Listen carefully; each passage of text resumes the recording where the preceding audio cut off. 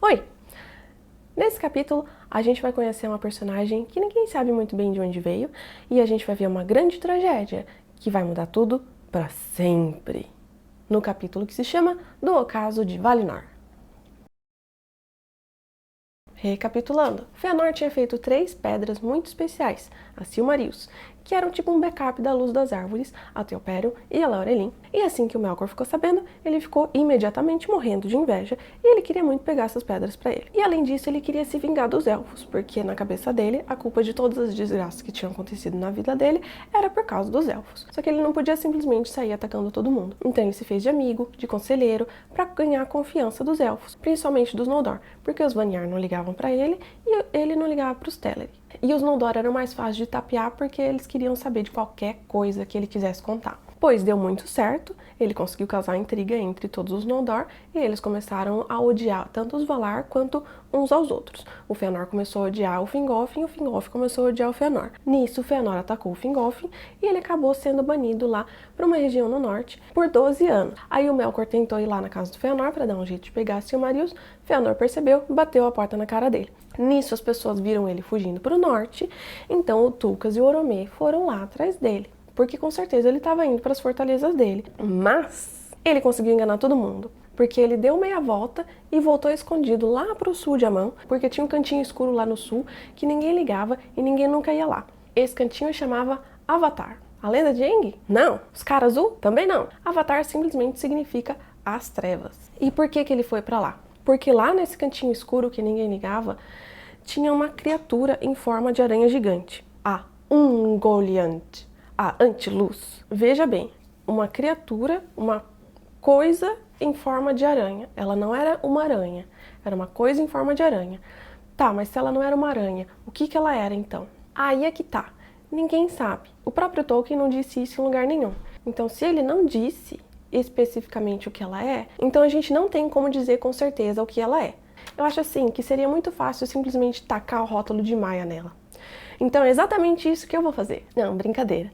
Mas é sério. Porque assim, já que o Tolkien deixou tanta lacuna, tanta coisa em branco, isso significa que a gente pode chegar nas conclusões que a gente quiser, desde que a gente não fique empurrando as nossas teorias nos outros. Não vamos ser chatos. Na minha cabeça, faz sentido chamar ela de Maia, apesar de ser uma resposta muito fácil? Porque a gente sabe que muitos dos Ainur, que são os espíritos que o Eru criou, desceram para o mundo para ajudar a montar a Terra para os filhos do Eru.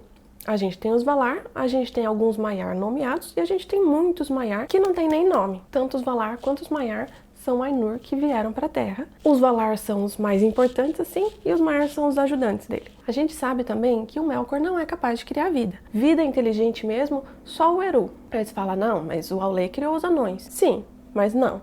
Quando ele criou os anões, eles eram só bonecos. Quem deu vida mesmo e vontade própria para os anões foi o Eru. Então o Melkor não poderia ter criado a Ungoliant, porque apesar dela ter ido pro lado dele logo no começo, logo ela encheu o saco e foi embora. E para fazer isso, ela tem que ter vontade própria. Tem a teoria também que ela é um tipo de espírito da mesma classe ali do Tom Bombadil e da Frutadouro. Mas aí já é uma história longa demais. Enfim, como eu falei antes, tem infinitas teorias para cada lacuna que o Tolkien deixou na história. E eu acho que essa é a parte mais legal, porque eu acho muito massa ficar discutindo essas teorias. Mas enfim, ela tinha ido lá para Aman porque ela sabia que o pessoal ia estar vigiando a parte norte do mundo, lá perto das fortalezas do Melkor. Então ela foi mais esperta que todo mundo e foi para o sul, não só para o sul, como para bem pertinho dos Valar, no lugar onde eles menos esperavam. E funcionou muito bem, porque ela estava lá e ninguém percebeu. E isso só prova que os Valar não são assim tão perfeitos como algumas pessoas pensam. Eles não são nem oniscientes, nem onipotentes, nem onipresentes. Eles só estão ali fazendo o trabalho pro Eru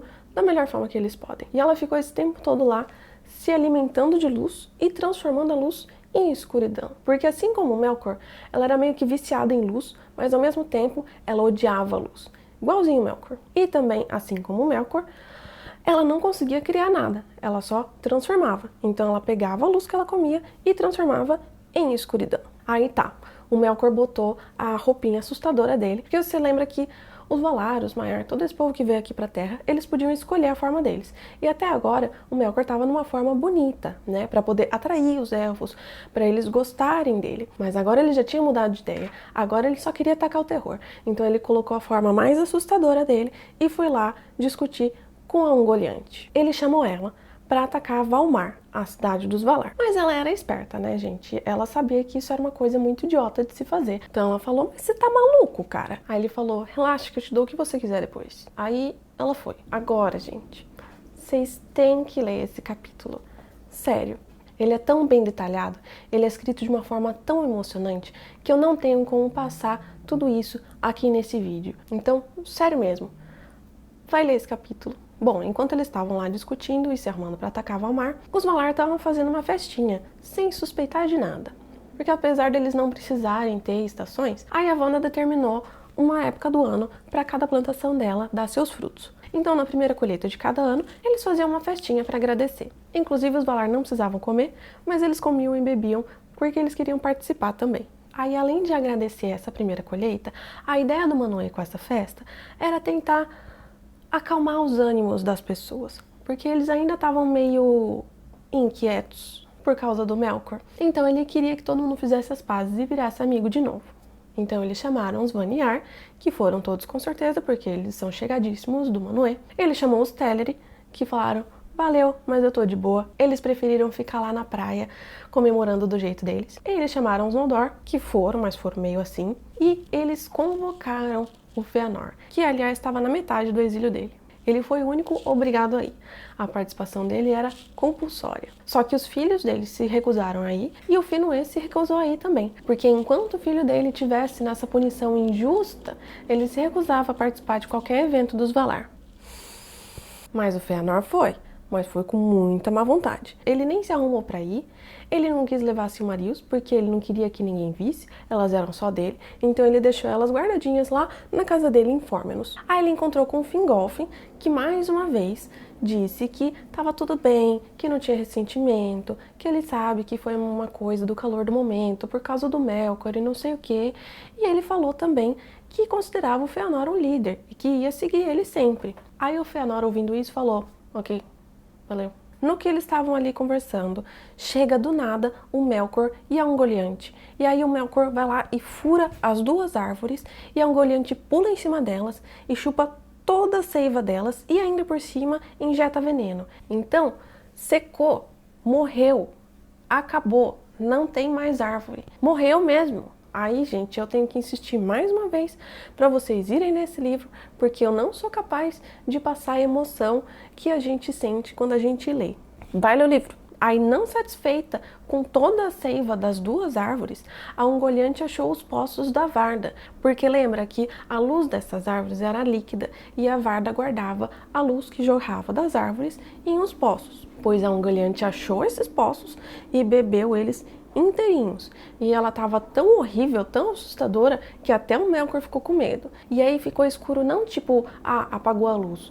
Ficou uma escuridão densa, quase que palpável, porque afinal de contas, a Ungoliant é a anti-luz. Eu sei que é difícil de imaginar, mas aquele escuro era mais do que escuro. Então eles fugiram nesse super breu, dessa vez de verdade pro norte, para eles poderem ir lá para Beleriand, e foi uma bagunça, uma correria. O Oromei e o Tucas tentando correr atrás deles, mas eles não conseguiam, porque estava muito escuro, eles não conseguiam enxergar nada. O Tucas ficou lá se debatendo. O Oromei até que conseguia chegar perto, mas até o cavalo dele, o Nahar, ficava com medo da Ungoliant quando ele chegava muito perto. Porque pensa, se até o Melkor ficou com medo dela, coitado do cavalo. E é isso, gente. Acabou a época de bem-aventurança dos elfos. Não tem mais árvore. Tá todo mundo no escuro agora. Agora que a Ungoliant foi embora, tá um escuro normal. Tem as estrelas da Varda ainda, então não é aquele breu total. Mas ainda assim, né? E foi assim, pura maldade mesmo. Ele só queria destruir as coisas mesmo. Tipo, se eu não posso ter pra mim, então ninguém pode ter. Aí teve um cara, o Elemire, que escreveu um conto, uma poesia, uma música, sei lá, alguma coisa assim, para contar sobre essa tragédia, né, sobre a morte dessas duas árvores, e que é o Aldudene, que significa lamento das duas árvores. Precisa lembrar disso? De jeito nenhum. Eu só tô falando porque você vai estar lendo e vai chegar numa parte que vai falar, tá escrito no Aldudene, do Elemire. Aí você vai falar, quem? O quê? Que é isso? E vai ficar perdido. Então, só para você saber, é só um cara que escreveu um relato dessa história. E só uma curiosidade sobre esse capítulo. Em inglês, o título dele é Of the Darkening of Valinor, que significa do escurecimento de Valinor. Ou seja, eles dão spoiler mesmo, eles não estão nem aí. Bom, é isso aí. A gente termina esse capítulo meio para baixo, Mas não se preocupa que vai ficar pior. No próximo capítulo, da fuga dos Noldor. Essa festa virou um enterro. Até! Mas o Fëanor foi, só que ele foi com muita má vontade. Ele foi todo emburrado.